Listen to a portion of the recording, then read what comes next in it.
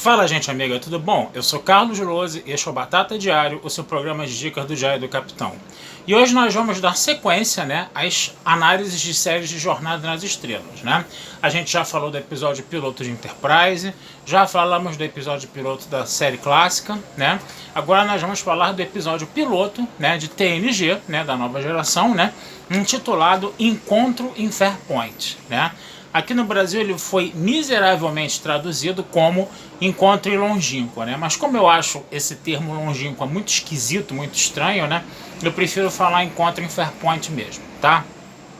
Esse episódio, ele era cercado de uma grande expectativa. Por quê? Porque ele estava trazendo novamente, Jornada nas Estrelas, as séries de televisão, Depois de todo o sucesso que foi visto na série clássica, e que tivemos também um pouco em a série animada, na The Animated Series, E aí ficava aquela expectativa de que se esse novo episódio ele poderia, fazer jus, ser a altura do que a gente viu na série clássica, do que ser a altura de um Kirk, de um Spock, de um McCoy, de um Uhura, de um Sulu, de um Chekhov, de um Sr. Scott, por aí vai, E aí ficou toda aquela expectativa, para poder você ter alguma ligação com essa série clássica, com o passado, Quem produzia, e quem escreveu esse episódio foi o próprio Gene Roddenberry, que escreveu, juntamente com a Dorothy Fontana, para você trazer um pouco o selo de qualidade da série clássica, da série antiga,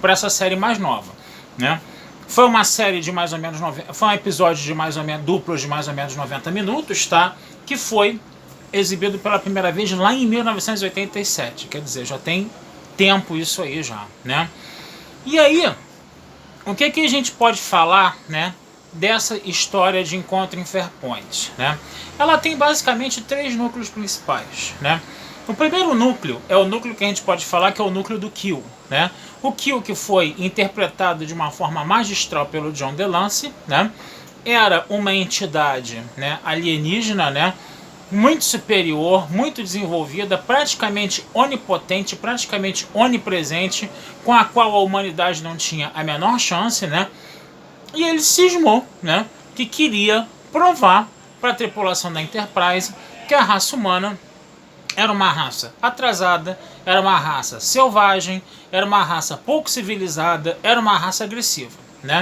E aí, do outro lado, você tem o capitão Jean-Luc Picard, o nosso Patrick Stewart ali, querendo provar, que o que estava errado, que a raça humana, apesar de seus problemas no passado, ela estava se desenvolvendo, ela estava se civilizando, e ela estava aprendendo e trilhando um caminho mais otimista, Então você tinha um debate ali que às vezes ficava acalorado, mas era um debate altamente reflexivo, Um debate que poderia ficar muito enfadonho se ele fosse apenas um debate muito sério, Mas a grande característica do Q aí é que ele é um personagem altamente sacana, altamente gozador, Altamente irônico, altamente sarcástico, que fazia piadas o tempo todo, com Jean-Luc Picard, Perdão.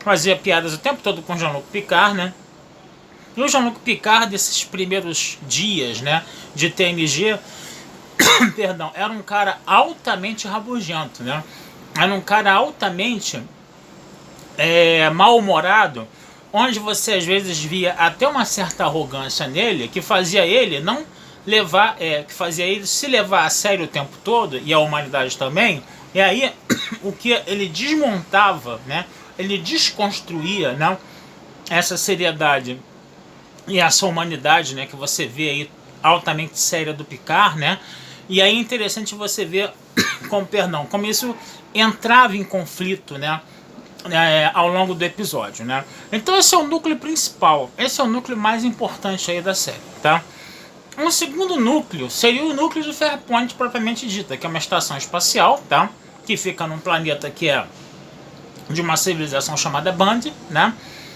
E essa civilização, tem uma espécie de governante local chamado Glopper que está aprisionando uma forma de vida, que usa a energia geotérmica do planeta para materializar coisas, É uma forma de vida que parece uma água viva gigante, que faz com que a estação de Farpoint, seja completamente adequado às necessidades dos humanos, e ninguém entendia o porquê daquela estação funcionar tão perfeitamente daquele jeito, a ponto de você querer uma maçã, aí não ter a maçã em cima da mesa e daqui a pouco a maçã aparece lá para você comer, coisas desse gênero aí, tá certo? Então você tinha esse segundo núcleo, que é mais um núcleo para quê? É uma escada do primeiro núcleo, que é o núcleo do Kill, né? Porque o que vai acontecer? O Kill, ele vai dar uma chance dos humanos de provarem, né, que são uma raça desenvolvida, né? E ele diz que Farpoint vai ser o lugar por excelência desse teste, né? Que vai ser justamente o lugar onde o Picard vai ter que descobrir que essa espécie alienígena aí, que parece uma água-viva gigante, está sendo aprisionada pelo Glopper, né? E vai vir a espécie dela resgatar, né? Vai vir resgatar ela, e o Picard vai ter que resolver esse problema sem saber muito bem o que está acontecendo ali, né? O Kill sabe direitinho, né? Então, quanto mais o Picard se vê perdido naquela situação, mais o Kill zoa com a cara dele, chega até a chamar o Picard de burro, inclusive, na frente da conselheira Troi, que foi uma coisa realmente muito engraçada, a meu ver, né? O terceiro núcleo é o núcleo que busca apresentar os personagens da tripulação da Enterprise, né? Que mostra as características de cada personagem. E aí o que acontece? Esse terceiro núcleo, ele era enxertado entre os outros dois, e ao apresentar os personagens novos, o que acontecia? O episódio perdia um pouco do seu ritmo, né? Ficou um negócio, entendeu, descompassado. O roteiro não ficou muito legal por causa disso, né? Talvez tivesse sido melhor, né, esses personagens serem apresentados aos poucos ao longo dos episódios que viriam na frente, e não fazer um núcleo apresentando todos os personagens. Isso deu uma quebra de ritmo no episódio mesmo, né?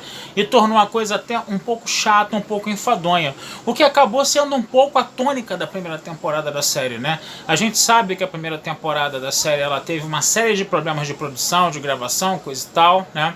E que houve críticas, né? E que a coisa só começou a andar, né? A coisa só começou a melhorar a partir da segunda, terceira temporada, no caso, né? A gente vê que essa primeira temporada ela é um pouco problemática, né? E a gente sente que essa quebra de ritmo nessa apresentação dos personagens, né, ela acaba sendo um pouco preocupante, um pouco determinante para que o episódio não ficasse muito legal, não ficasse 100% legal, tá? A parte do Kill era ótima, né? A parte de Longínqua era relativamente interessante, tá? Mas essa apresentação, você parava a execução da história para ficar apresentando a Troi, depois apresentar o LaForge, depois apresentar o Riker, depois apresentar o Picard, e por aí vai, né? A apresentação desses personagens também foi um pouco problemática, né? A gente vê no início, né, esses personagens se gerando aí, né? Você vê, por exemplo, uma Doutora Crusher muito, muito dura, né? Você vê um Picard extremamente rabugento, né? Você vê uma Conselheira Troi extremamente sensível, né? Ao ponto de ser frágil demais, de ser quebradiça demais, né? O que ficou um negócio meio esquisito ali, né? Aquela querela também entre o Riker e ela, mal explicada ali. A situação também entre o Picard, a Crusher e o Wesley também, dele ficar reclamando que nem um rabugento pro Wesley não ficar tocando nas coisas que ele não gostava de criança. Esse negócio todo, sabe? Ficou um pouco forçado, e essa coisa poderia ter sido trabalhada um pouco mais intuitivamente, né, ao longo dos episódios, e ser pensado mais pontualmente ao longo dos episódios. Não, esse episódio a gente vai falar mais desse personagem, o episódio seguinte a gente vai falar mais do outro, entendeu? Então, ao invés de ser tudo apresentado de uma vez só no primeiro episódio, no episódio piloto, tá? Eu achei que ficou um pouco complicado isso aí, né? Que houve uma preocupação excessiva em você mostrar cada personagem, e isso provocou essa quebra no episódio, né? O que a gente pode falar mais, né? É uma história interessante, né? Essa coisa do Picard, né, mostrar pro Kill, né, que eles acabaram conseguindo resolver o problema, né? E o Kill falou, né, vocês não podem ficar sossegados que eu vou voltar, né? O que foi interessante, a gente viu depois que tivemos ótimos episódios com a presença do Kill, né? Principalmente o Sumor do Kill, ele foi mais trabalhado nos episódios seguintes, né? Mas realmente, essa introdução desse novo personagem foi essa grande característica que a gente teve, né? Nessa série da nova geração. E foi interessante a gente também ver depois, né?